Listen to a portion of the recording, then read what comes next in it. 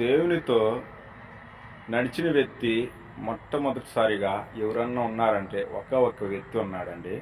ఆయన ఈ భూమి మీద చనిపోకుండా దేవుని కాడికి సజీవుడిగా వెళ్ళాడు. ఆ వ్యక్తి గురించి తెలియాలంటే మొదటగా ఆదాము వంశావళి గురించి తెలియాలా. దేవుడు ఆదామును సృజించిన తర్వాత కయ్యోను ఏబేలును ఇచ్చాడు. కయ్యోను ఏబేలును చంపివేశాడు.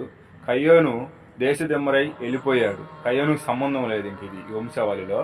ఆదాముకు మరొక్కసారి దేవుడు కుమారునిచ్చాడు.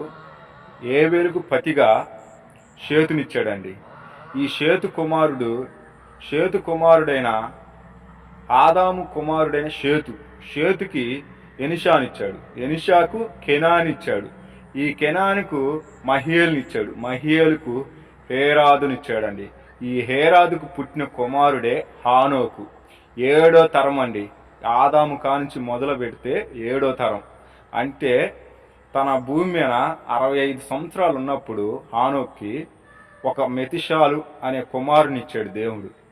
ఈ మెతిషాలు కుమారుని కన్నాక 300 సంవత్సరాలు దేవునితో నడిచాడండి హానోకు. మొత్తం తన బతికిన దినములు 365 సంవత్సరాలు. 360 సంవత్సరాలు ఈ భూమి మీద బతికి, ఈ భూమి మీద మరణం లేదు హానోకుకు.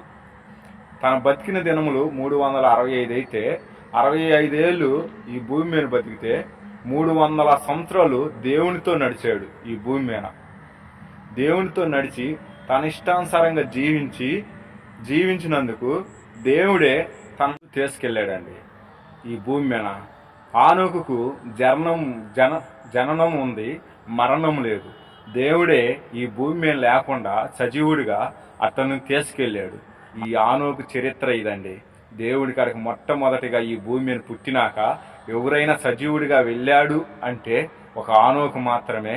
7 తరముల తర్వాత పుట్టిన హానోకు అండి. 7వ తరంలో పుట్టిన హానోకే 65 సంవత్సరాల భూమి మీద నివసించి 300 సంవత్సరాలు దేవుడితో నడిచినందుకే దేవుడు సజీవుడిగా తీసుకెళ్ళాడు. అసలు వీడియో నచ్చితే లైక్ చేయండి, మన ఛానల్ సబ్స్క్రైబ్ చేసుకోండి, మన పేజీని ఫాలో అవ్వండి.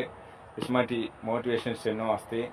దేవునికి, నీకు, నాకు మహిమ కలుగును గాక.